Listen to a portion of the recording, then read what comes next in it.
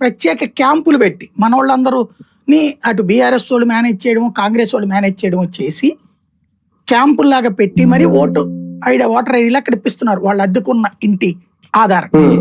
అక్కడ current bill ఉంటే సరిపోతుంది. అది మనం ఏ ఇంట్లో అద్దుకుంటున్నామో ఆ బిల్లు ఉంటే కనుక అవసరమైతే ఆధార్ అడ్రస్ చేంజ్ చేసుకోవచ్చు. అక్కడికి చేంజ్ చేయించి మరి చేయటం, ఈ రెండు జరుగుతున్నాయి.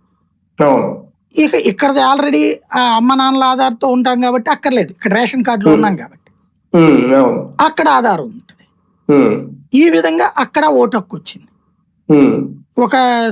ఒక డాక్యుమెంట్ సబ్మిట్ చేస్తే చాలు కదా, లేదు ఏదో జాబ్ చేస్తున్నారు అది సబ్మిట్ చేసినా కూడా అలౌడే అక్కడ ఓటుకి. అలాగే అక్కడ ఓటు వచ్చింది, ఇక్కడ ఓటు వచ్చింది.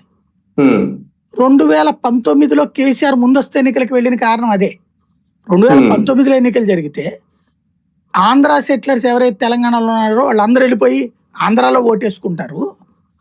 వాళ్ళు వాస్తవంగా 2016 నుంచి అంటే 2014లో వాళ్ళు బీఆర్ఎస్కి వ్యతిరేకంగా ఓటేశారు, టీఆర్ఎస్కి వ్యతిరేకంగా. 16 హైదరాబాద్ ఎలక్షన్ అంటే కేసీఆర్ గెలిచిన తర్వాత వాళ్ళ మనసు కూడా మార్చుకున్నారు. వీళ్ళు సైకలాజికల్గా వాళ్ళ మీద ప్రెషర్ తేగలిగారు. తెచ్చి ఆంధ్ర సెటిలర్స్కి, ఏమయ్యా మీరు సెటిలర్స్ అని మేము అంటలేదు, మీ అంతటా మీరు సెటిలర్స్గా ఉండదలుచుకున్నారా, మీరు మాలో పార్ట్ అనుకుంటున్నాం, మీరు మాకు ఓట్లు లేకుండా మీరు తెలుగుదేశానికి ఓట్లు వేస్తున్నారంటే, మీరు తెలుగుదేశం అంటే మేము వేరే పార్టీ కింద చూస్తున్నాం, వేరే రాష్ట్రం పార్టీ కింద, దానికి ఇక్కడ ఓట్లు వేస్తున్నారంటే మిమ్మల్ని కూడా మేము పరాయి రాష్ట్రం కింద చూడాలి, మేము మా వాళ్ళు కానోళ్ళు ఇక్కడ ఉండటానికి